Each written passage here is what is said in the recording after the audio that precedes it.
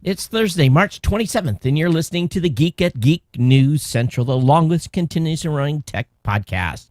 This is show number 936, sponsored in part by GoDaddy.com.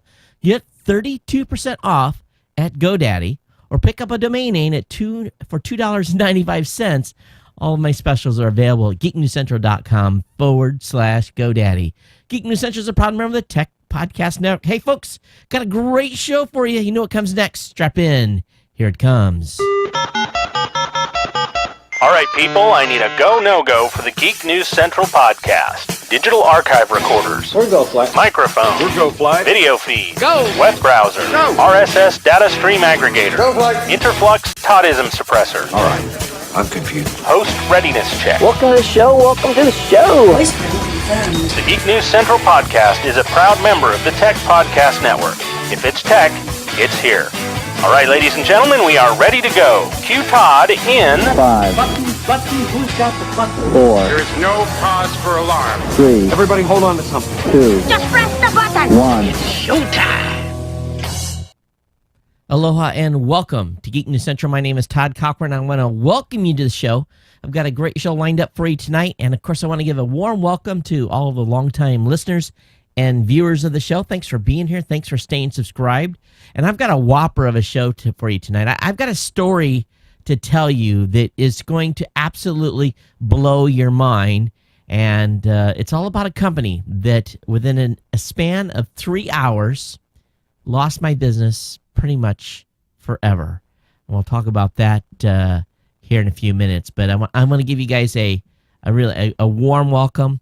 And again, got a great show lined up for you here. Hard to believe we're almost at the end of March. And 936 on the March to 1,000 shows.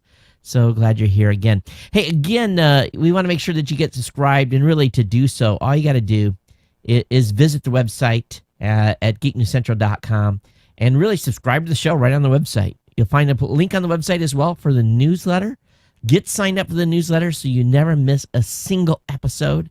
Basically, the newsletter is going to be blasted out to you immediately following the show. We'll have all the links to all the content I'm going to cover tonight and be a reminder that the show's up and available. Of course, we want you to subscribe via iTunes or your favorite podcatcher. That's really important as well. That way it's there on demand whenever you want to utilize it. Of course, you can follow me on Twitter at Geek News, or you can email me at geeknews@gmail.com. Of course, there's no more hotline, but you can leave a comment via the website. There's a link on the website to leave an audio comment if you so please. Feel free to do so. That is available for you 24/7. You can follow me on Google+, on Facebook. Links will be up in the show notes. So all you got to do is go over there and get hooked up. And if you're one of our insiders and you want to be on our insider mailing list, email Sam at insider@geeknewscentral.com. If you're really into the show and you really want to get hooked up, you can watch us on the Roku, on the Boxy, Samsung Smart TV, Google TV, Chromecast. All you got to do is just kick back and get the Tech Podcast channel loaded, and you'll find my show in there in the news section of those applications on those set-top boxes. Or just come to the website and click play. That's the easy way as well. All right, of course, the show tonight is sponsored in part by our good friends over at GoDaddy.com, and tell you they've just knocked it out of the park. They continue to deliver incredible deals for all of you, and of course, the $295.com is one of the big deals going right now.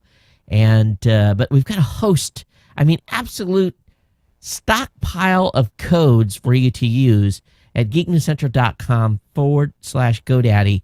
And you can just get there real quick by coming over to the website and clicking on the GoDaddy link as well on the page. You'll see it on the second column. But all these codes are 32% off a new purchase, $25 off your order, including the new top-level domain names, 50% off a hosting plan with a free domain, 50% off the first 12 months of Business Website Builder with a free domain. Again, the $295.coms, of course, more importantly, is the new Found product. Be found online if you're a business person.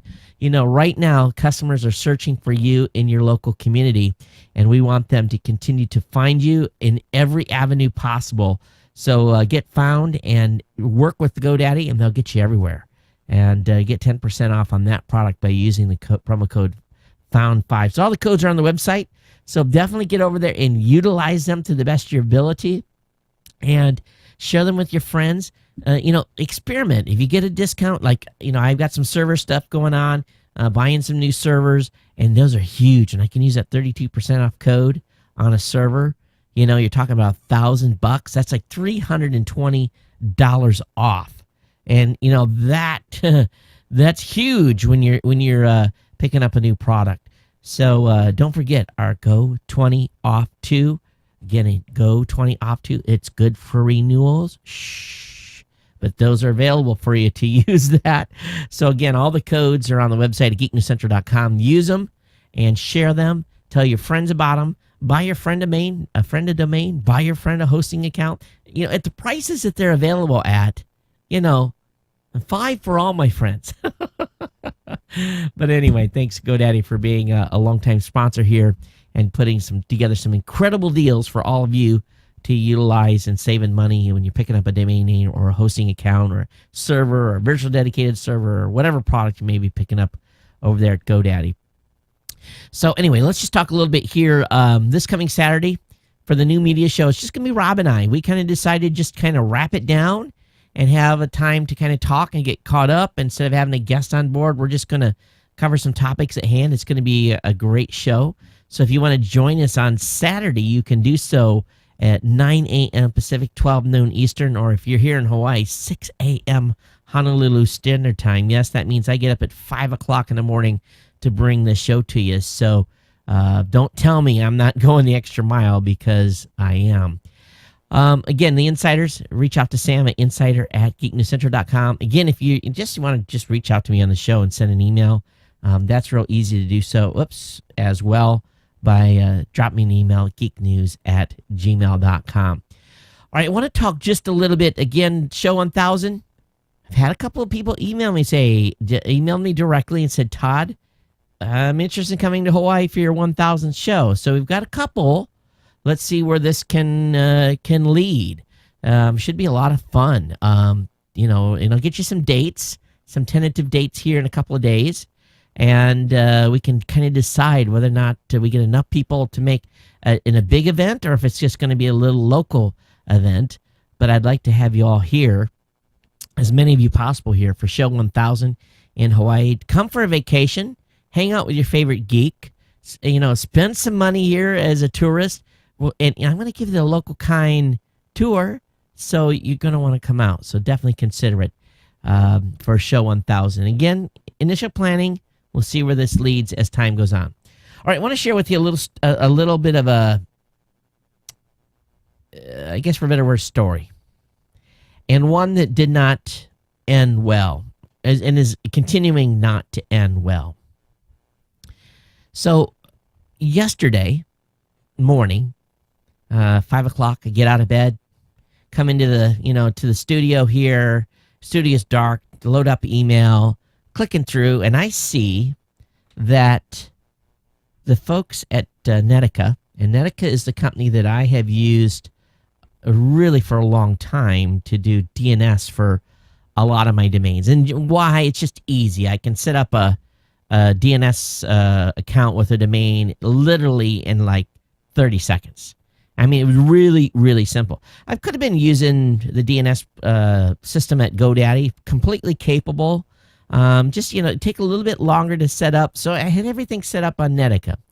And close to, I have a lot of stuff going on. So I had probably close to 50, 60 domains over there that are all mapped out and set up, running smoothly, no issues, multi-home, multi-DNS centers.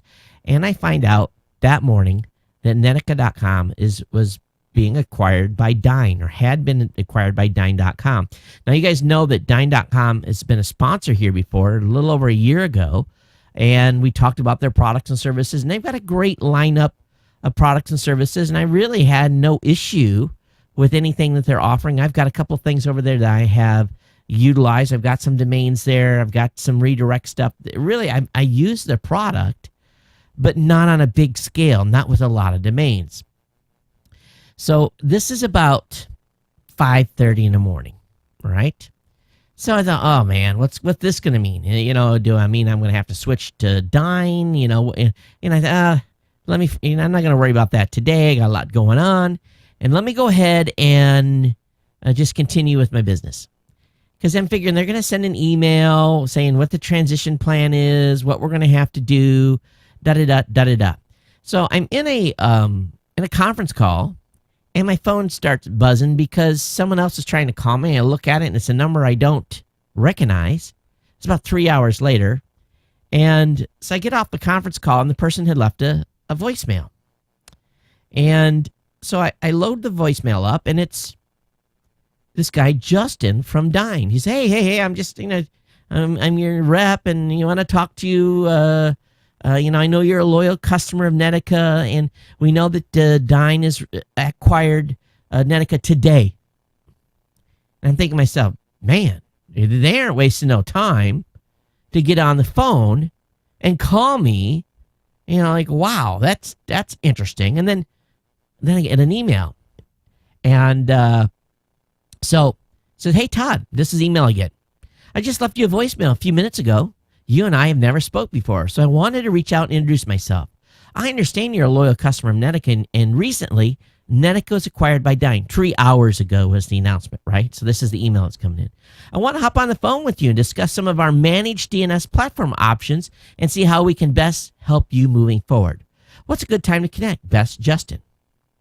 And my reply to them is, you guys do not waste any time. Pretty incredible, actually. I go on to say, I'm happy with the current service at Netica and do not want additional services at this time. If your prices increase on the Netica product line, I'll leave your service. You don't screw up what has been a good thing. Todd.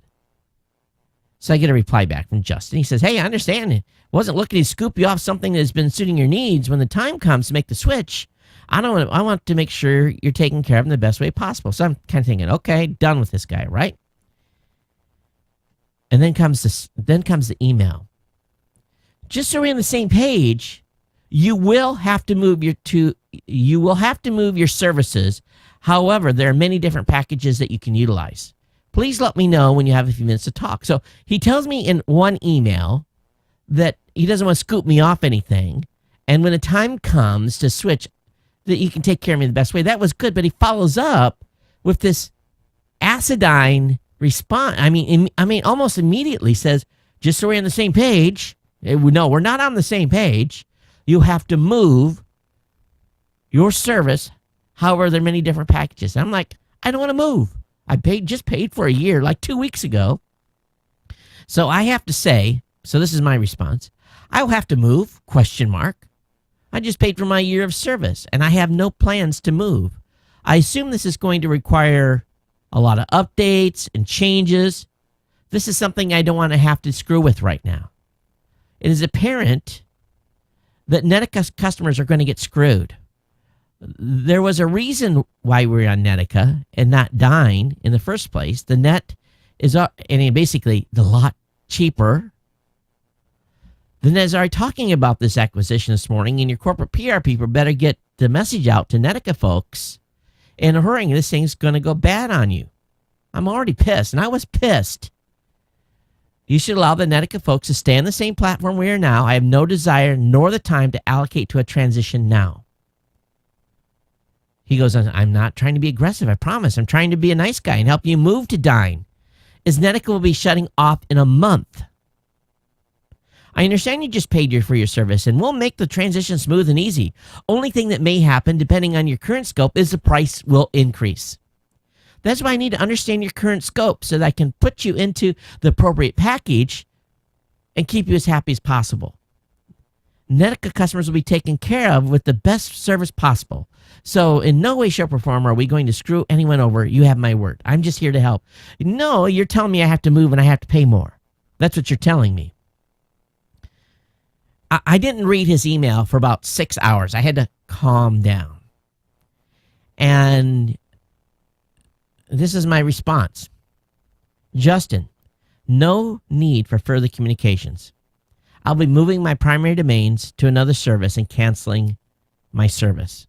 I have a number of domains where the registered GoDaddy can handle the DNS just fine, and we'll move those back over there. I'll move my failover services to Route 53 on on Amazon. And I go on and say, you take over a company, and immediately you raise prices on the customers and force us to move. Looking at your website, my bill would triple at least. Only giving customers a month to move is criminal. Now remember, they said before, in the earlier email, I understand I wasn't trying to look and scoop you off something that's been suiting your needs. When the time comes to make the switch, I wanted to make sure you're taken care of. He didn't say anything about 30 days in the email. He replied to my email, I mentioned you before. I would be able to have one of our reps work closely with you on price. I'm sorry we couldn't work together, and I understand your concerns. If you decide you'd like to have a discussion, I'll be here. Until then, the best of luck moving forward. So they bought a company, and within 3 hours, they're upselling me to move to their service.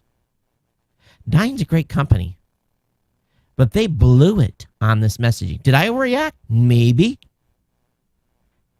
Maybe I overreacted. But I get a message in the morning saying, we're done. We bought this. And then 3 hours later, phone's ringing and they're emailing saying, hey, everything's fine, you're good. And they come back, you have to be moved in a month. I was simply pissed. And I'm still mad. And I don't care. Be honest with you, at this point, I will probably, if it costs me more to have it somewhere else, I'll just go somewhere else. But I'm going to move the majority of it back to GoDaddy. They can handle it just fine.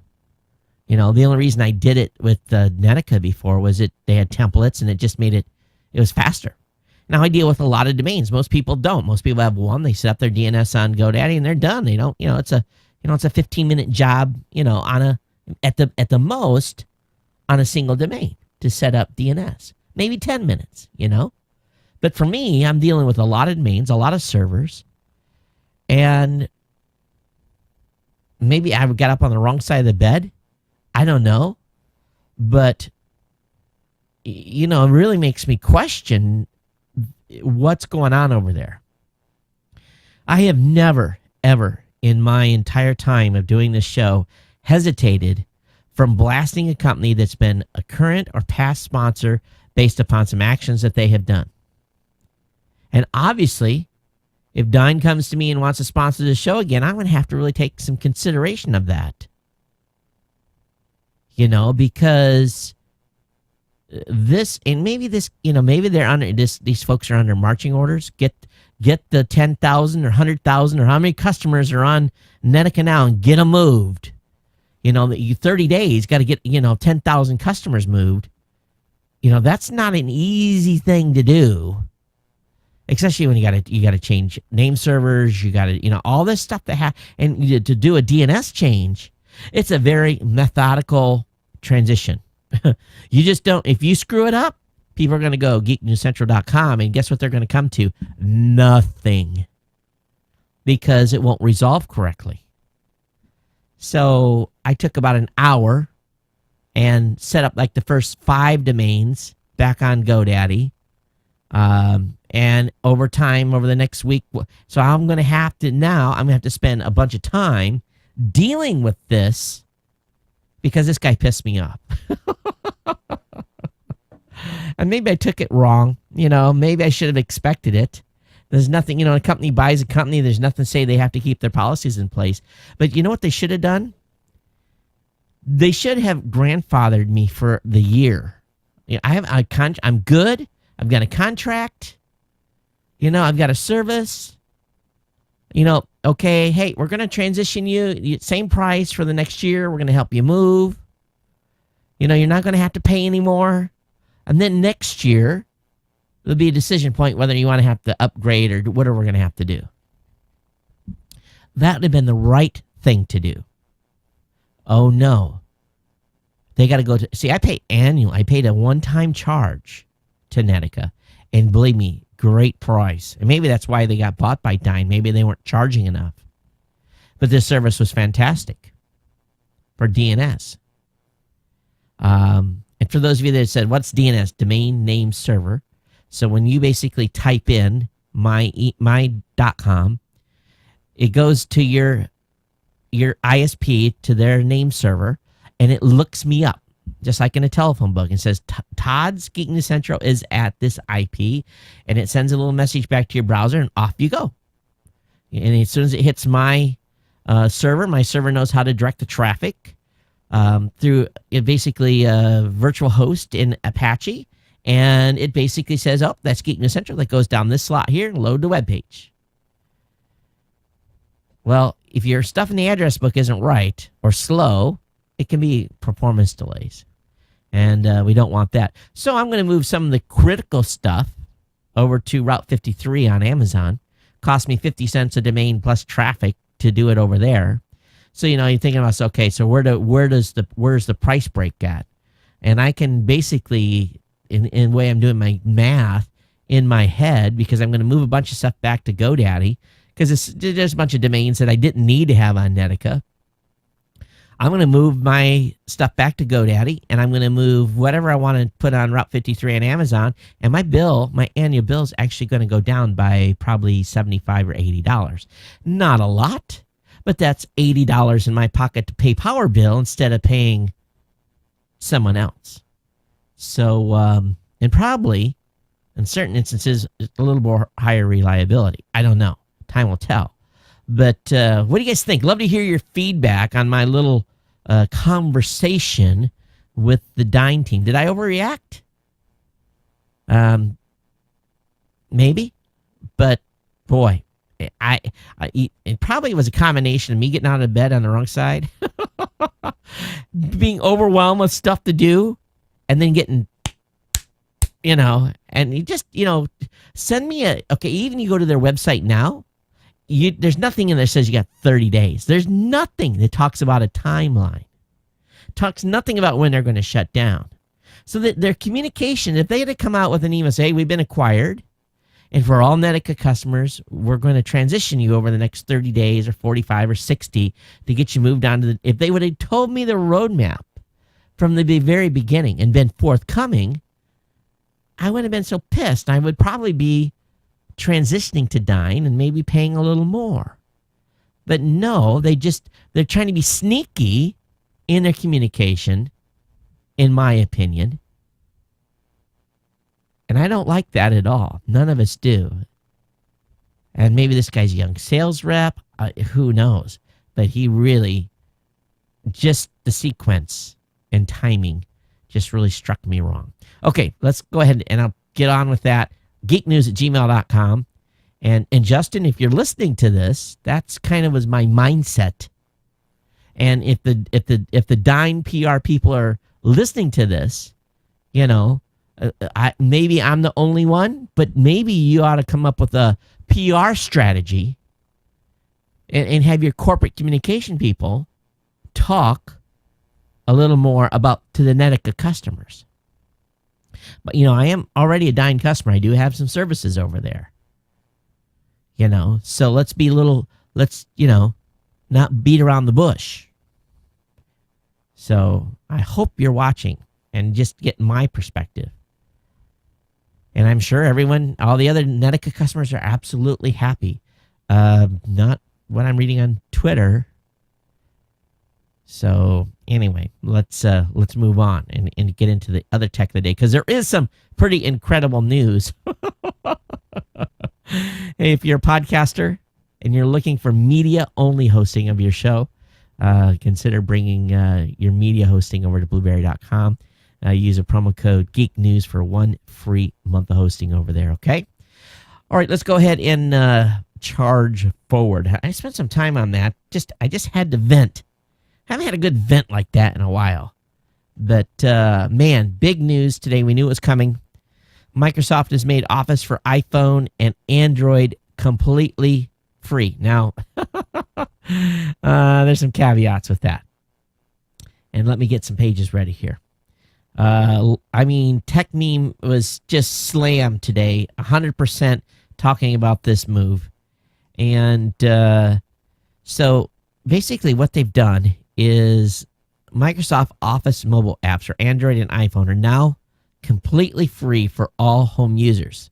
The company's done away with the need for an Office 365 subscription, opening up the full document viewing and editing capabilities of each app. Now, this is a clever move, and I'm sure a lot of people are going to be using this, but let's be honest, most of us don't want to edit on our mobile devices. And again, the free Office apps are intended for home use, and according to Microsoft's update notes, which implies that the company may still plan to hold businesses to that Office 365 requirement, it's going to be pretty hard to enforce. But, employees can just simply install the software on their personal phones and use it for work purposes. And probably it's one of the reasons why that they're doing this. Now, the iPad offering is a little bit, it looks to me like there's a little delta here. So Microsoft is selling Office 365. Now, come on now. Within iPad apps, and the Apple's getting 30% of its cut. So if you load Microsoft Word for iPad, you can install it and you can view, but I believe you still have to have the Office 365 to edit at $99. So I haven't downloaded it yet. I've been looking at the screenshots. Absolutely beautiful. They did a great job with the interface. Everything looks really nice. And boy, I tell you, about time, Microsoft, really. And even Apple's Tim Cook congratulates Microsoft on Office for iPad launch. And you know what they're really doing is they're going, hoo-hoo, $30 per sale from Microsoft. We've got them. We've got them. That's what they're doing. They're of course. It's like ka-ching, ka-ching, ka-ching, ka-ching, ka-ching. The old cash register, ding, ding, ding, ding, ding, ding, ding, ding, over there at Apple, and it's get back time. And so of course they're all smiles and yay, we're friends again. So anyway, iPad version of Office, PowerPoint, everything, Excel, and there's a good article, and actually let me bring this up and show it to you. The folks that did probably the best coverage today, I think, is the folks over at Engadget. They really did a nice review, and got some nice screenshots. You got getting started, talks about the UI, talks about the interface for Word, Excel, talking about PowerPoint, so forth. So, and they also talk about the competition. So I think Microsoft has done a nice job. A little late to the party here, but, it's a tool everyone's used to using. Corporate America uses Microsoft Office. And, while a lot of people are using Google Docs, me included, I still, I'm in Word, half the day. Excel a lot because, only so much that Google Docs spreadsheet can do. But, it's really what boils down is that it isn't, the Microsoft Office for iPad isn't perfect, but it's really what we all been waiting for a long time. And we'll see. We'll see how this all turns out. But it looks pretty nice. Seeing the screenshots with Excel and PowerPoint and Word as an app on these on the iPad, which is just, in my opinion, outstanding. So congratulations to Microsoft and for joining the iPad, iOS, Apple evolution. And for those of you on Android as well, you already have access to most of it. So very, very cool. Okay, there's this next article is going to creep you out. So imagine your employer says, come into the office and sit down. We have some questions for you.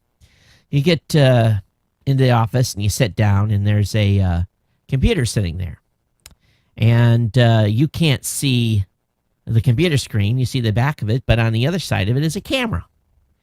And you basically tell you, okay, look straight forward, please. And they ask you, did you steal the toilet paper out of the supply closet? And you're like, no. And with an 85% of accuracy, a new system called iDetect is going to be able to tell if you are lying to your boss by just looking at your eyes. Now, eye-based lie detection has long been the stuff of research and science fiction, but Converus is releasing iDetect, a hardware and software combo that helps companies find out if their workers are on the level. The system revolves around an SMI-made camera that monitors pupil dilations as well as the positions of the eyes and head. If you look shifty when answering questions, your supervisor will likely know within minutes. It's not a perfect system, they're saying. Converus claims 85% accuracy, which could allow for an occasional false positive. So it's not launching in the United States yet. It's launching in Mexico first. But you can absolutely be guaranteed that corporate America is going to have this, probably their HR, probably investigators in a company will be using this type of stuff to basically read body language, right? So very, very interesting on where this is going. No longer will they have to hook you up to a lie detector system. They just have to look at your eyes. You know, you can always answer the question, no, I did it, and close your eyes and say, no, I didn't take the toilet paper out of the storage room. Keep them closed. But I guess closing your eyes and answering the question it's like taking the fifth. Oh, man. Funny stuff. All right, over on Reuters, the Senate panel plans to make losers pay for frivolous patent lawsuits. U.S. senators seeking to curb frivolous patent litigation plans to add a loser pays amendment into a bill that many believe has a good chance of becoming law. So the change would require parties that lose lawsuits to cover the winner's legal bill. So what happens if you're the company that's getting sued and you lose and you have to pay the patent fine and then you got to pay the millions of dollars of the patent company's attorney fees? It's going to make it even harder. They got to make it so that the person that's bringing a lawsuit to bear, if he loses, he pays. If he wins, he pays his own. But Patrick Leahy, chairman of the Senate Judiciary Committee, said in a committee meeting on Thursday that he and other senators plan to amend a bill introduced in November to send a strong signal that patent trolls who pursue lawsuits with no reasonable basis should pay reasonable attorney fees. Now, the patent trolls think they have a reasonable basis, but some of them do go fishing. You know, they go fishing, and there's not a lot of that they have to do to, prove a patent infringement, even how ridiculous as some of them are, because most of these North Texas basically these patent court proceedings don't go well for the companies that are going in there and fighting. Now, we'll see where this leads, but we'll see how the language goes. But it could be a double whammo if you're the company involved. I want to talk just a little bit again about Verizon and AT&T. This is a whopper of a statement. Verizon. The U.S. is so competitive, it doesn't need net neutrality laws. This is about mobile. Now, if you recall, Verizon worked very closely with Google to help draft the FCC's net neutrality rules, which, as a result, contained massive loopholes and didn't really cover wireless. Now, that not being good enough for Verizon, the company now remember, they helped draft them. Then they sued the FCC over the rules and won. Now, while the rules were vacated, the courts did allow the FCC to regulate broadband, come back with some new rules. But Verizon is saying Given the exceedingly competitive and dynamic nature of the mobile wireless market, the absence of any demonstrated harm relating to mobile broadband practices, and the enormous welfare gains that the marketplace is conferring upon consumers, the Commission should avoid prescriptive regulations that will be outdated as soon as the ink is dry. Now, I'm sure Verizon users could probably rattle off a laundry list of examples of where Verizon was the abuser of the gatekeep, being the abuser or the gatekeeper. I know that my Verizon phone, sometimes it drives me absolute. I will say one thing: I think AT&T's data services are better than Verizon's based on recent experience. So they have no, at least in my area where I'm using my phone, they're not improving the service at all. It's not better. It's spotty at best.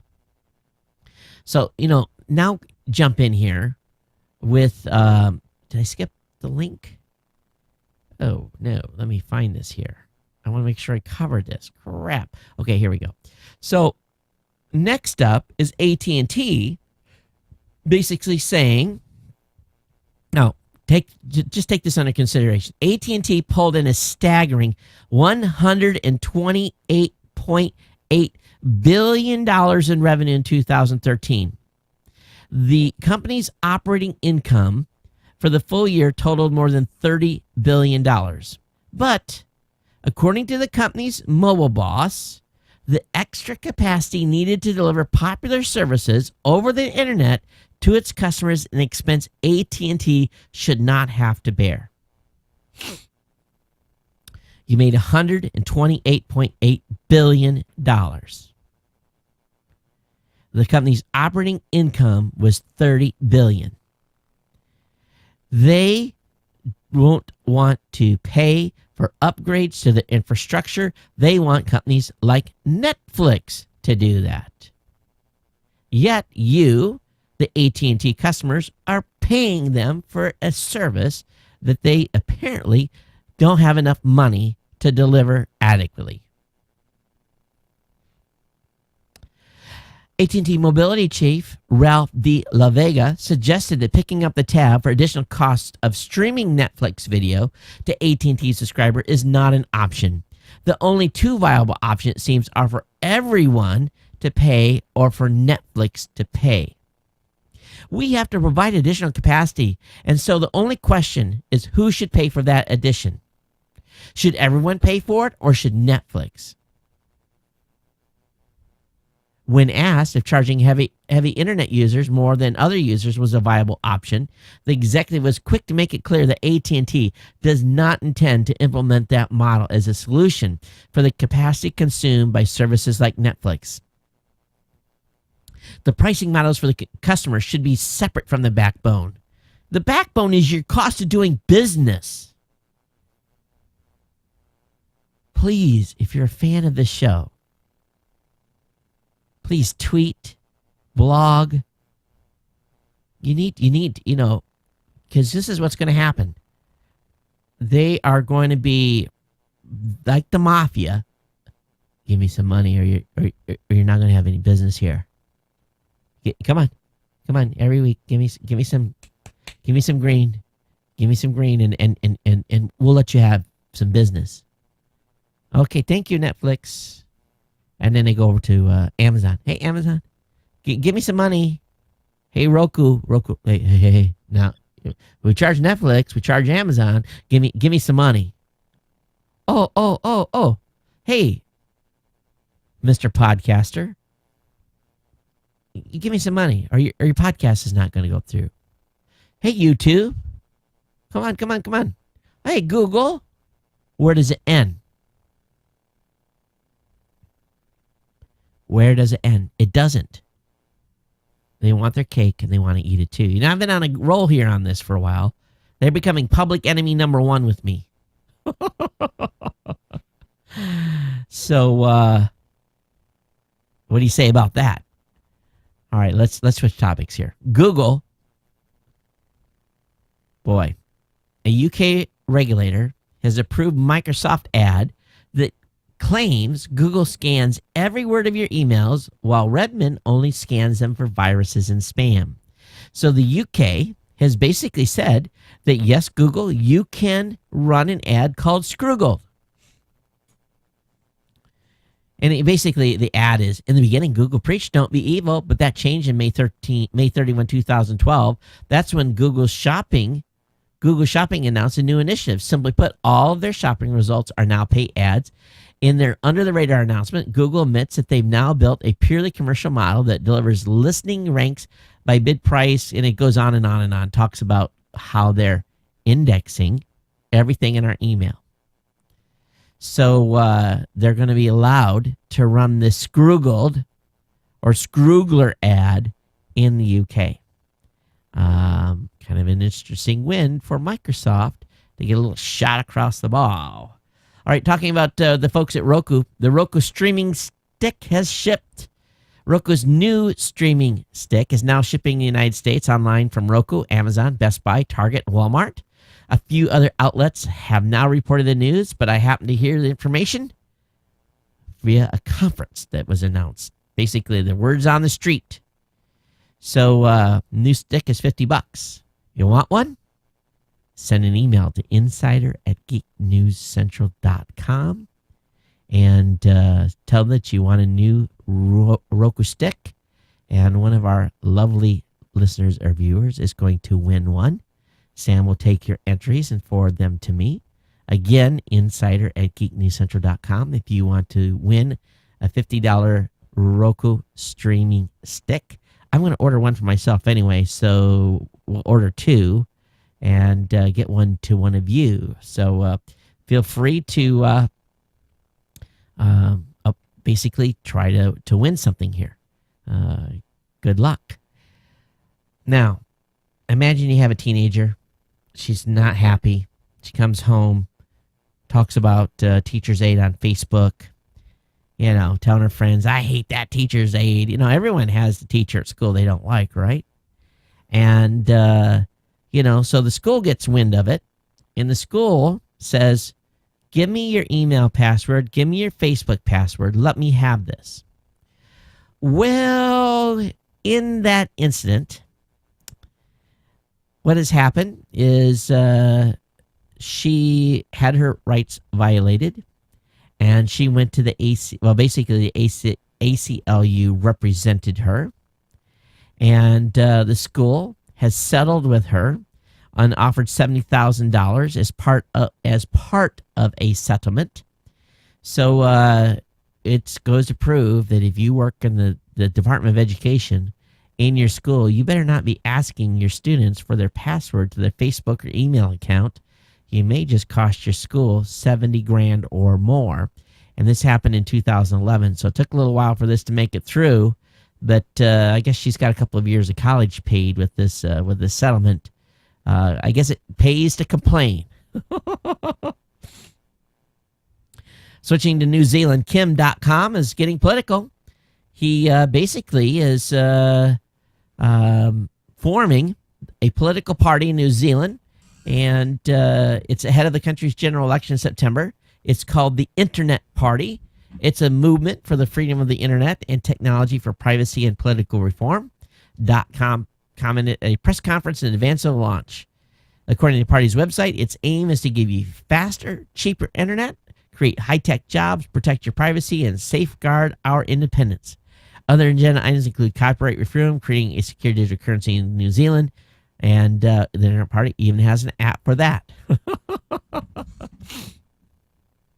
So, anyway, if you can't beat them, join them, and then tear it apart from within. That's what he's doing. So we'll see if he actually runs for an office. Don't know. He's got some legal issues. I don't know if that's even possible, but who knows the laws down in New Zealand. The Turkish government has banned YouTube following an attempt to remove corruption videos. So, Turkey's, they're just losing their minds. So the Turkish government has added YouTube to its list of banned websites, and it's also included Twitter, as we talked about before. Wow.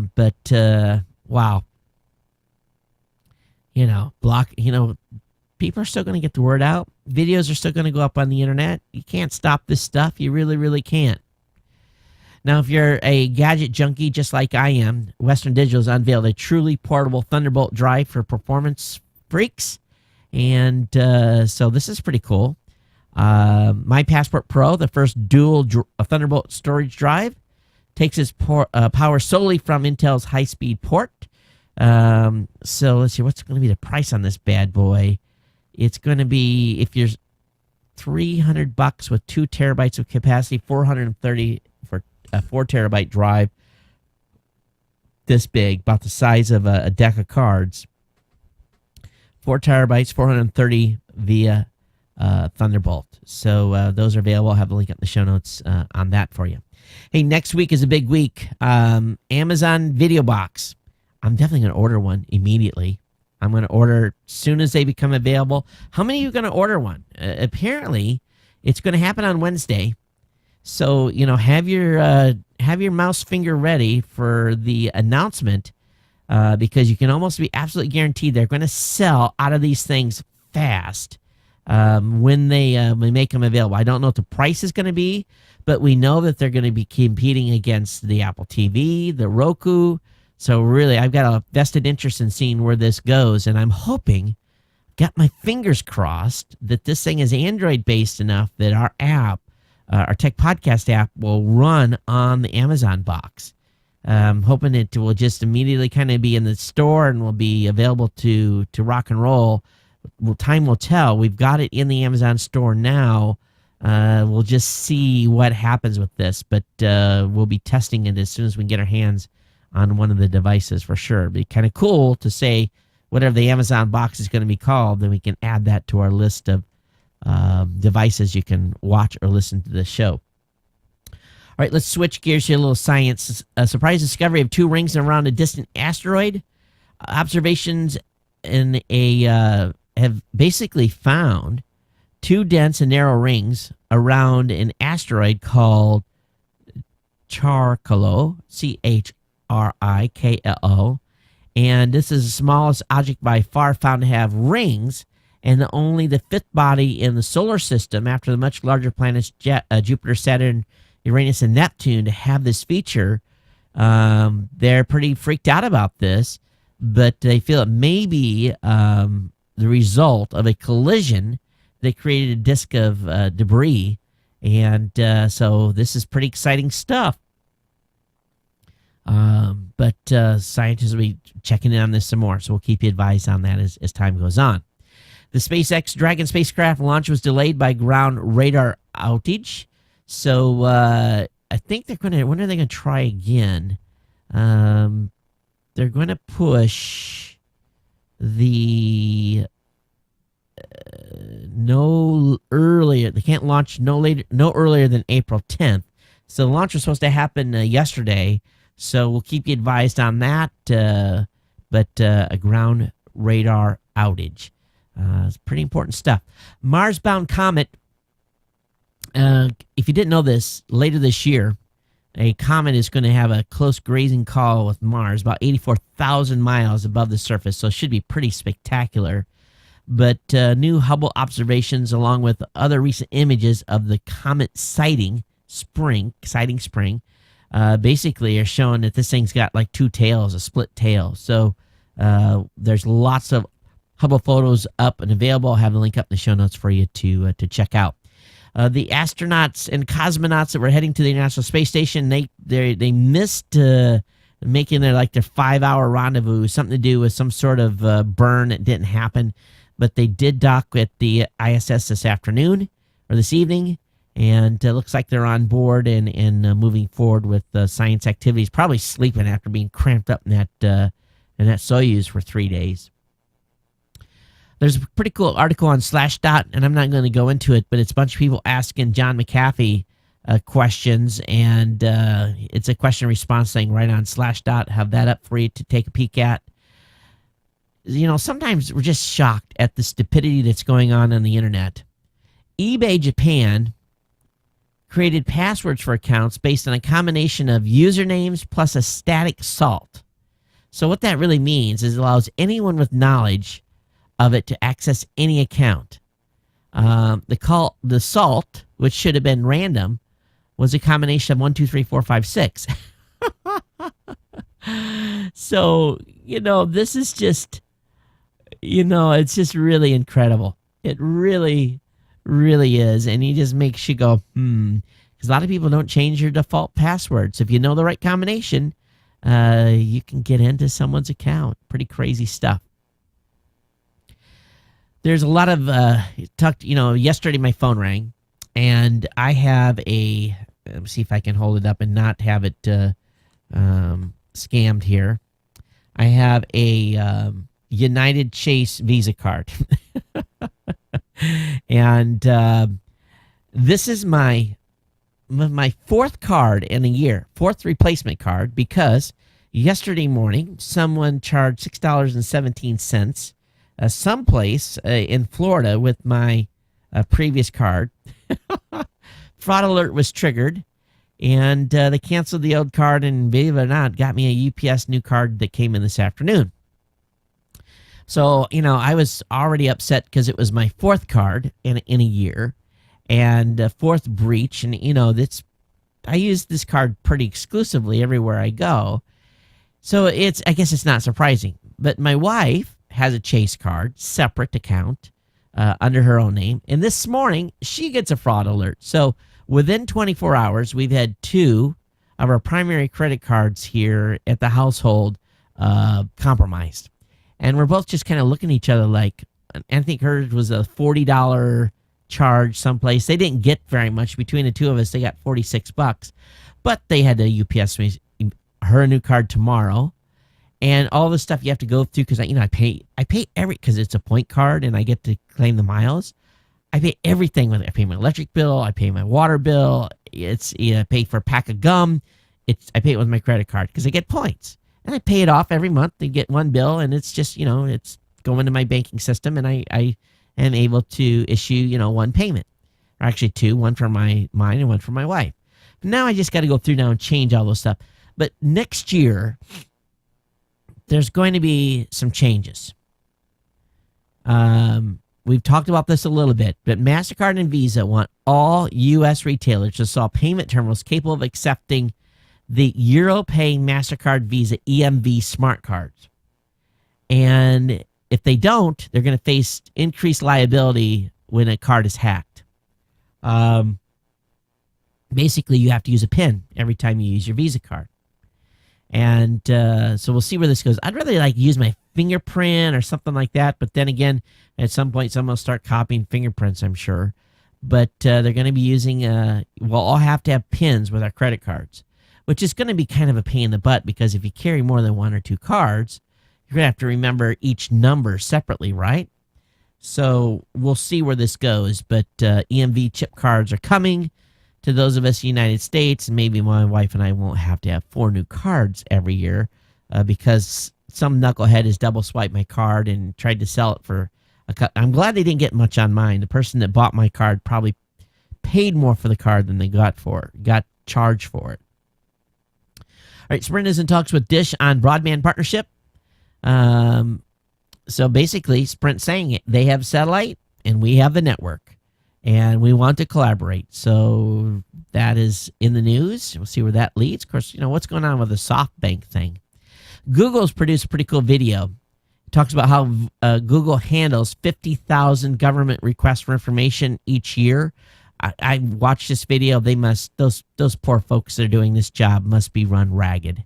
So anyway, link will be up in the show notes. Watch the video. It's pretty good. They did a great animation on how the whole process works when the FBI or Department of Justice or whoever gets a warrant to basically get some of your data off your account. And they basically talk about how that all works and even court proceedings and everything else. So I'll have the link up in the show notes you can check out. Now, this is a little bit of a health news. I don't cover this very often in the show, but I know we've got a bunch of people in the UK that listen to the podcast. Heads up. British officials report first cat-to-human transmission of tuberculosis. British health officials announced today that 2 people have developed active TB after interacting with TB-infected cats. 2 other humans were also infected, but the disease is not currently active. This is the first documented case of cat-to-human TB transmission. Now, when I was in the Navy and I was doing a lot of traveling, became a PPD converter. And any of you know that what that means is you get that little shot under your skin, and after a couple of days, it's not supposed to show up anymore, right? That little dot. Well, mine got big and red and ugly, and I basically had to do 6 months of, and this is what happens to anyone that becomes a PPD converter. You have to do 6 months of this medicine that basically attacks the TB that you've been exposed to, and it goes after the virus in your liver and a variety of places. And it's not necessarily a bad medicine to have to take for 6 months, but it's something you have to take if you get exposed. And, modern cases of TB in humans is rare.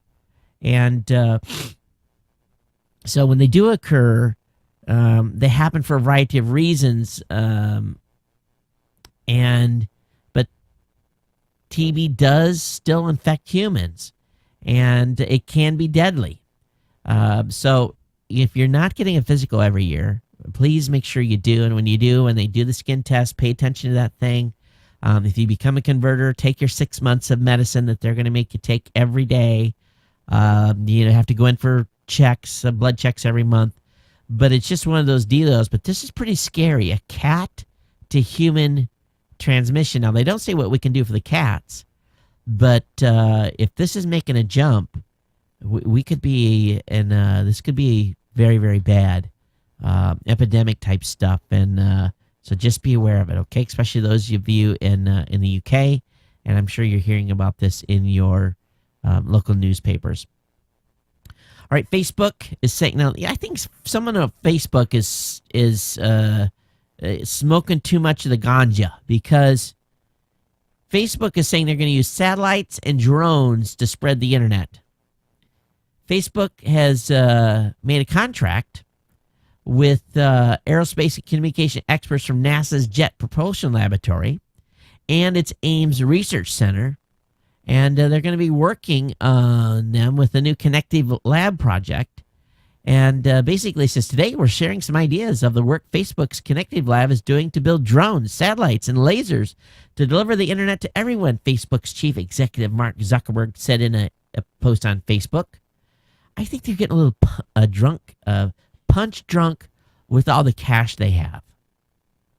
Facebook envisions a fleet of solar-powered drones, as well as low Earth and geosynchronous satellites. Do you know how much it costs to put a satellite up? Delivering internet access to different regions of the world. Invisible infrared laser beams could allow Facebook to dramatically boost the speed of the internet connections provided by various aircraft. Facebook said on a webpage, you know how much it costs to fly an airplane?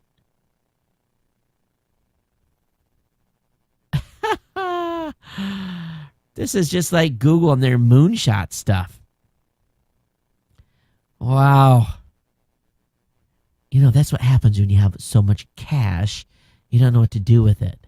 But you know what happens? You spend that cash and it disappears. It's gone. And guess what? If you don't spend it wisely, you're out of business.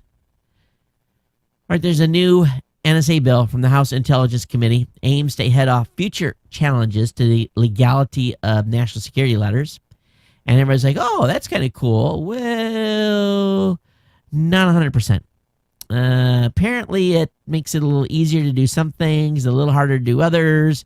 But in the end, it's definitely not something that's going to be completely positive for the people that are concerned about this stuff. So I'll have the link up in the show notes. You guys can check it out. But they're trying to beef up everything in this arena, and of course trying to deal with the president's requirements as well.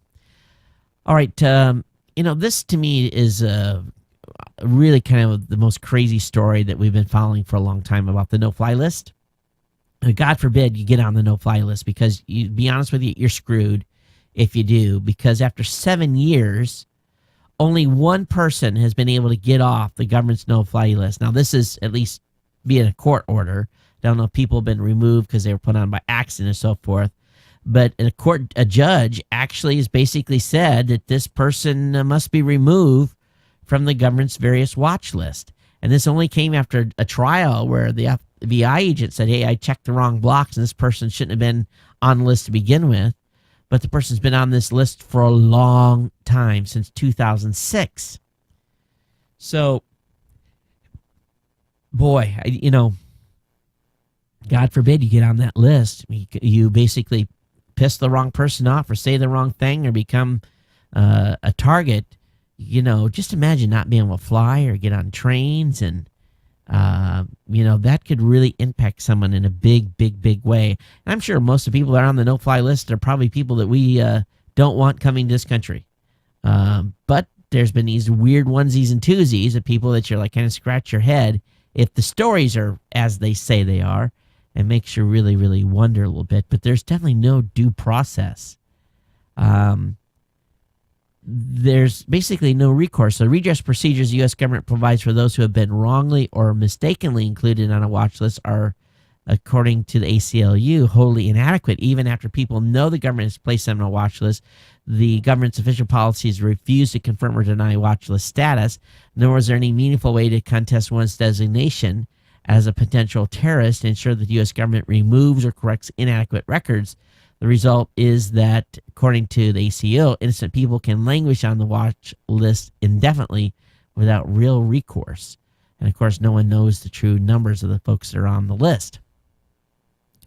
But it is kind of an interesting dealio there for sure. Hey, about the labor stuff that's been going on in Silicon Valley. Apparently, Apple, Google, and 2 other Silicon Valley companies are making progress towards settling, which is part of this lawsuit where tech workers allege that the company conspired to avoid competing for each other's employees in order to drive down wages. We do know that Disney, companies Pixar and Lucasfilms, and Intuit have already agreed to a settlement. Disney paid about $9 million, and Intuit paid $11 million in the case. We'll see how much Google and Apple get whacked when this is all over. I'm expecting their bill to be much, much bigger. And a MIT researcher has brought JavaScript to Google Glass and be able to implement all kinds of cool stuff with winking and different types of actions with Glass. So I'll have that up in the show notes for you to check out. The president has proposed that the private companies that have the source data would be in charge of phone records under the president's new data collection proposal. And that when the government wanted this metadata, that they would have to go through normal channels, which appear to be kind of easier for them to get through in this proposal. But they would basically get the data from the companies at the point the court order was approved. Now, one thing that's different, though, is that the administration has asked the Foreign Intelligence Surveillance Court for a 90-day renewal on the current phone metadata collection program. So we'll see where this leads. But the president's trying to get something through so that the phone companies hold that data, and when the government needs the data, they have to request it through typical legal means. A Japanese newspaper is repeating the persistent iPhone 6 rumors, 2 screen sizes, a September launch.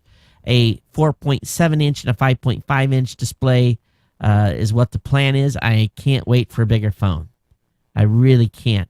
We'll see if truth is in the actual reporting that's going on when they announce. That's for sure. And I'm sure we'll see more speculation on this as we go. Imagine a light bulb that can be powered over the Ethernet. Yes, you heard me correctly. Philips' new LED light bulbs are powered over the Ethernet and provide occupancy and climate info to office managers. So basically, the light bulbs are smart enough to spy on the employees and provide light at a low energy cost, and to have motion sensors and all kinds of stuff that's built into the light bulb. Talks about the temperature, tells how much energy is being burned. So this is going to be pretty cool. I'm looking forward to checking out these connected light bulbs. There's all kinds of cool gadgets that are always coming out, and I'm always looking for stuff. And then one thing I like is a very thin non-obtrusive, hurt my Ocoli. And for those of you that don't know what Ocoli is, hurt my butt when I sit on my wallet. But there's a pretty cool wallet that's being made that just basically has got a clip for a credit card and a little place for an ID card and some cash, and pretty thin, $40, very little material. And I like stuff like this when you're trying to stay lean and mean. But if you're like me, you don't like a lot of stuff in your pockets, you definitely can check this out. I'll have, whoops, let me flip that. Show notes. Link will be in the show notes. Okie doke. All right, the article by Gizmodo. Hacked Twitter accounts can be more valuable than stolen credit cards. Right now, if your account is hacked, they can be going between $20 and $135 each. And but they also, depending on the account, can be as low as 75 cents, depending on the person, how many followers, and so forth. But must be a lot of, they get a lot of results from posting stuff to people's hacked accounts. All right, Turkish court has rejected Twitter's petition. We know that Twitter's been down in Turkey. Should have talked about this earlier, but Turkish court has rejected one of two petitions for lawsuits filed by Twitter. And so basically, they're still locked out in Turkey to Twitter. Woz, and I've been using Way2Go for a while now, but Woz has basically been sued by a company in Israel, and they feel that the roadmap software that's being used by Woz was actually developed as part of the Free Map Israel project, which was a community project to map the country, effectively robbing. So basically, they basically said, hey, you use this illegally, so they are being sued, which is an interesting development here. And if it's true, I hope they get paid. I'm going to show you guys something. All right, aerospace fans, there's been something seen in the skies above Texas, and sky watchers are always looking for UFOs and everything else. But there's a mysterious object with a mysterious shape.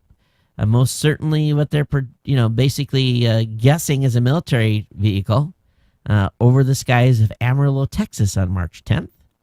And Aviation Week's defense expert Bill Sweetman says that this is unprecedented, but he's convinced it's a real picture.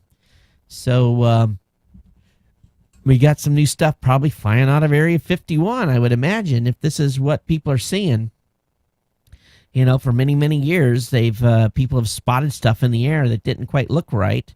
And, years later, it's come out as a new type of aircraft.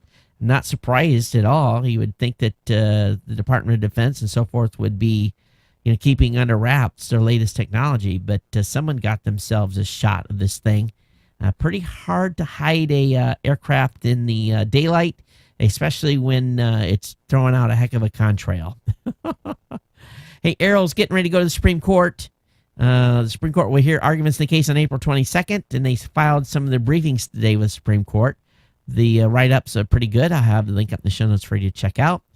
And in the most incredible story of the day, and this is going to freak some of you out a little bit, the first transparent 3D printed skull cap has been successfully implanted. You're hearing me correctly. According to the article, 3 months ago, surgeons in Holland implanted a transparent plastic skull in a woman whose skull has never stopped growing. She had a rare bone disease that was wrecking her vision and destroying her life. And basically, they took her skull cap off.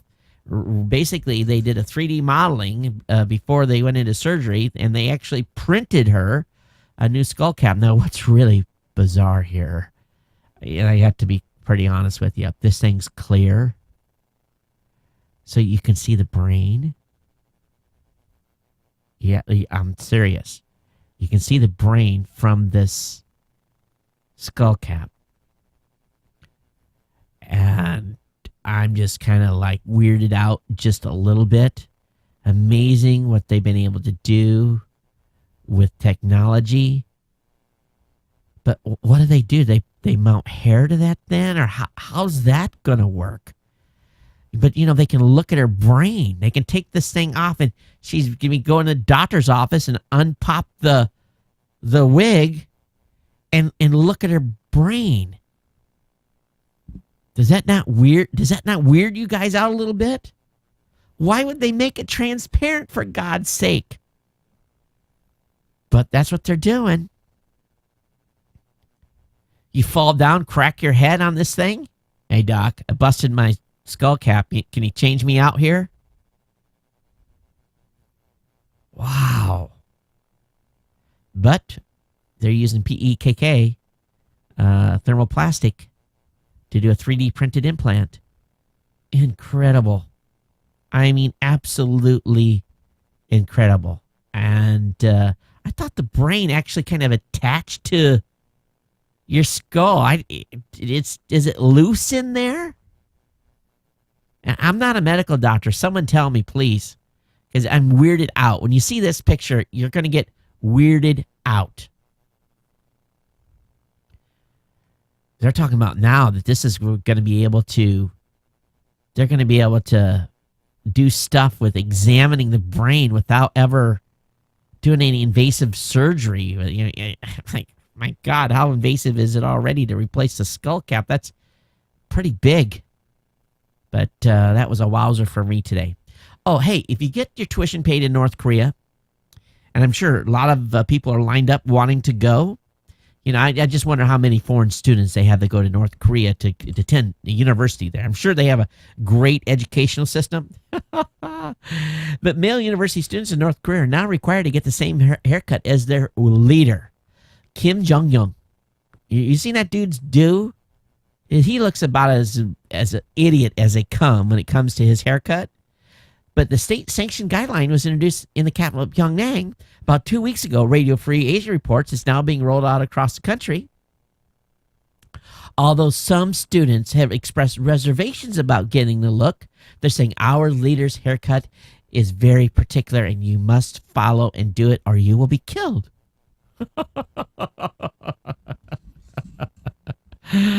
You go to get your haircut, look like the fearless, like the leader. If you don't, we'll just take you out back and shoot you in the head.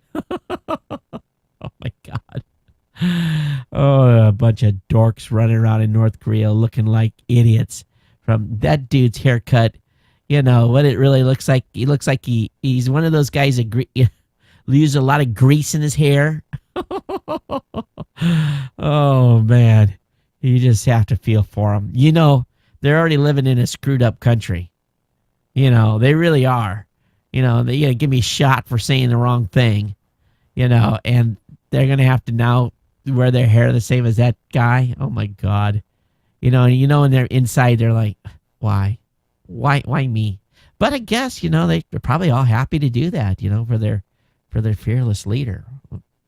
And the guy belongs in an insane asylum. He really does. The whole doggone group of them. All right, that's it. I hope you're entertained today's show. I had a great time entertaining you, for sure.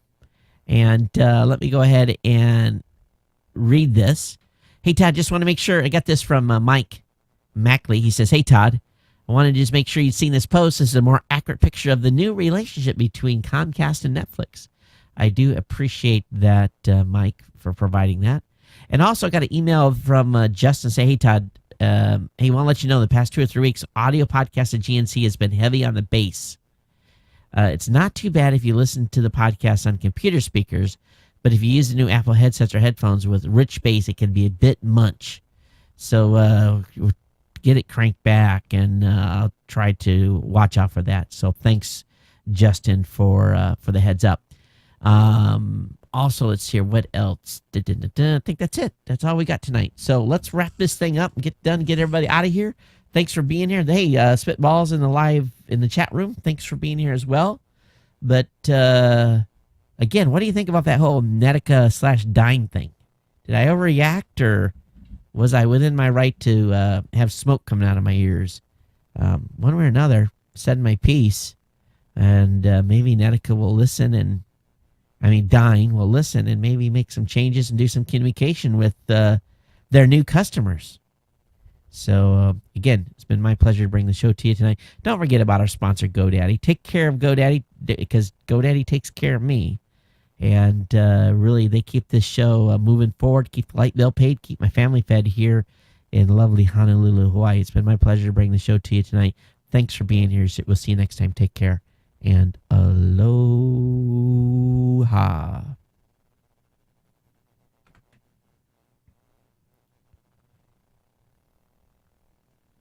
Okay, those of you on YouTube, we're going to say sayonara here in just a few seconds. Until then, we'll see everybody next time on YouTube. Bye-bye.